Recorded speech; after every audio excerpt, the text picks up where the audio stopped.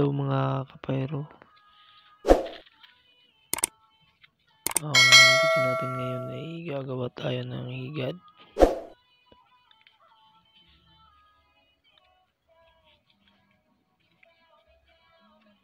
Shout out sa mga subscribers ko na nag-request sa akin na paano magtirintas ng triangle.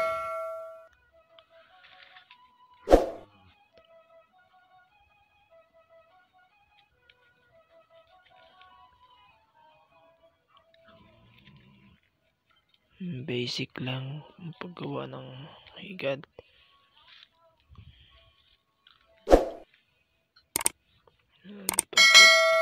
Tali. Kailangan yung bagong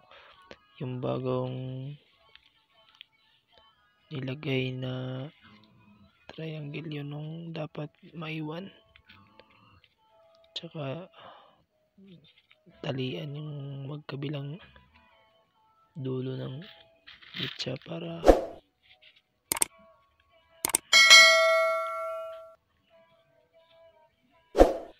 maganda tingnan yung higad at tsaka pantay yung bawat pagtali. Ganito lang. Yung isa palaging kailangan stay lang tong isa tali.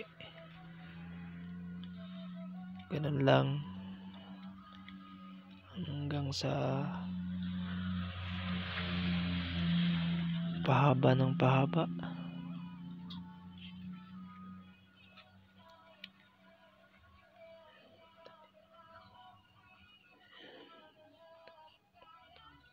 Siguraduhin higpit yung pagkakatali para hindi matanggal. Bale, ganito yung kalalabasan niya.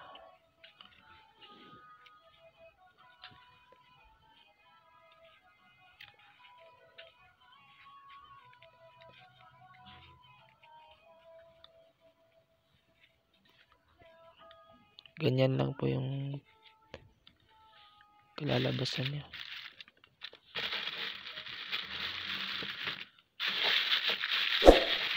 Base lang po to sa aking experience. Sariling kaalaman ko lang po.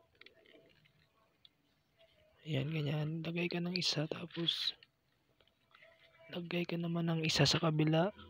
Yung bago ang lagay mo na kabila, yun ang iipit muna, tsaka stay lang yung isa tali.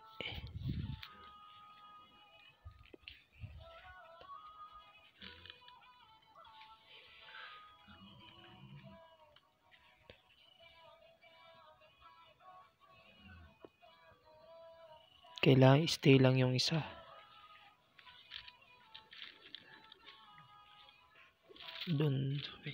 Dito naman sa kabila, yung may umuusling na isa, diyan ka maglagay ng bago na naman. Sa kabila, lagay ka ng isa. Bali dalawa yung itrintas magkakabila. Ay, yung isa stay lang. Ito pababa yung mitsa para yung nasa gilid na dalawa, yun yung itatali para maipit yung nasa gitna.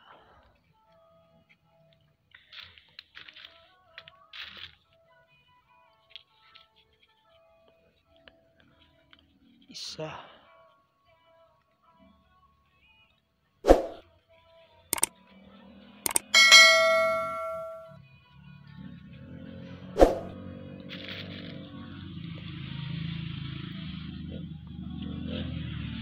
Tali.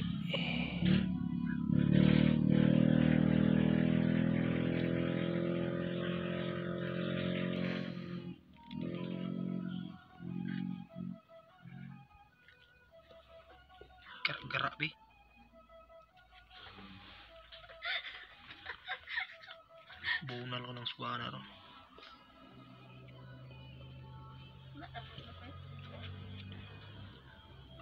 Ganito yung itsura niya pag natatapos na natin, tas ganito no yung itsura na.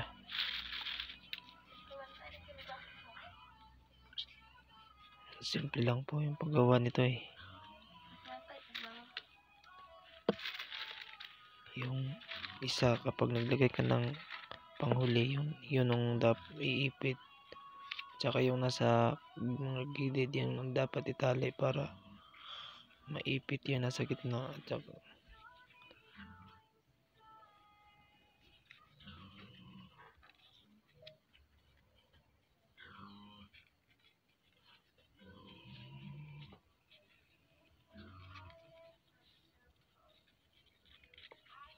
pitan lang ng pagtali para di matanggal.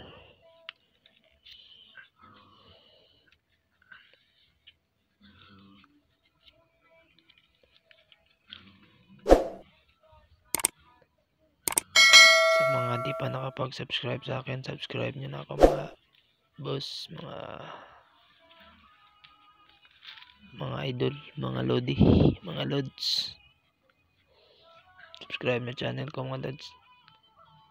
Saan nyo, marami pa kayong matutunan sa mga video na i-upload ko dito. Sa mga interesado sa mga ganitong content, mga ganitong video, huwag niyong kalimutan mag-subscribe. Dito matutunan, may makukuha kayong idea kung paano ang paggawa ng mga ganitong paputok.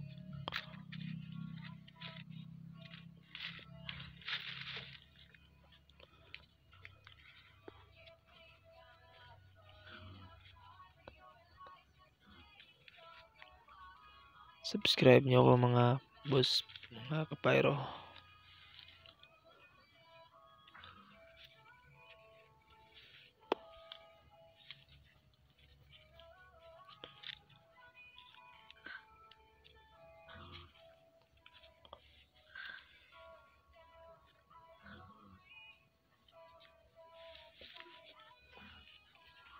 Ito na yung ating mga ginawang triangle.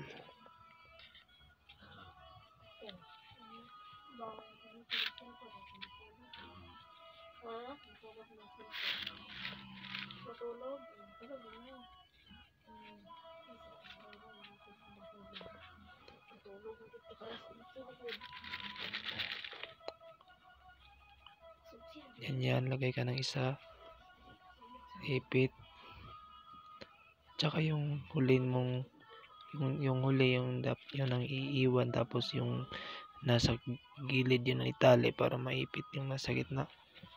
Yung panghuling lagay na mitsa, yung naka-usling, itali ng maayos para di matanggal.